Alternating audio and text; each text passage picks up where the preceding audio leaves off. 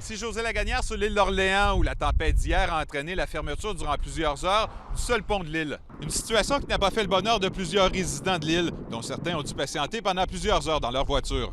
On n'avait aucune information. Si on nous avait dit dans 2 heures on ouvre le pont, bien, on serait parti. Mais là, on ne voulait pas attendre encore là trop longtemps pour faire la file. Le préfet de la MRC de l'île d'Orléans, lui, soutient que la sécurité des automobilistes doit primer. Il dit avoir bon espoir également que la structure du nouveau pont qui est prévu ici pour 2027 puisse régler ce problème dans le futur.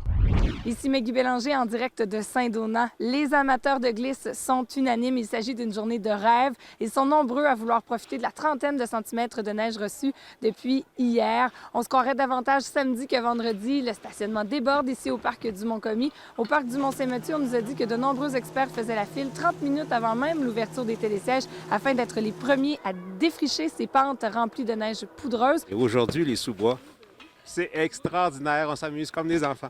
It's amazing.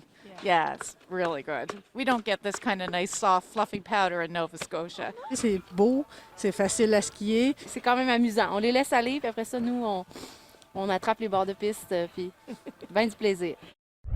Ici Jasmin Dumas, dans un quartier résidentiel de Sherbrooke, alimenté en eau présentement par une bonne fontaine parce que le puits de quartier fait défaut, encore une fois. Cette année, on a eu quelques reprises qui a manqué d'eau. C'est assez, ça n'a plus de bon sens. C'est ça. On est tous tannés. Vous aussi, vous avez fait évacuer votre toilette avec la neige. Avec la neige fondue. C'est ça. Carrément avec la neige fondue, j'avais pas le choix. On veut le réseau d'aqueduc. On veut les égouts, on veut qu'ils refassent le quartier, on veut faire partie de Sherbrooke. On est dans Sherbrooke.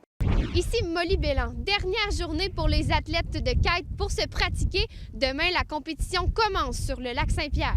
Ça attend un bel événement, beaucoup de monde et une passion partagée. On est à la 6e année de l'événement et ça prend de l'ampleur de plus en plus. On attend une centaine d'athlètes cette année. C'est donc 25 de plus que l'an dernier. Des gens qui proviennent de partout, du Québec évidemment, des États-Unis, de l'Ontario et même d'Europe sont ici pour venir profiter du vent du Québec.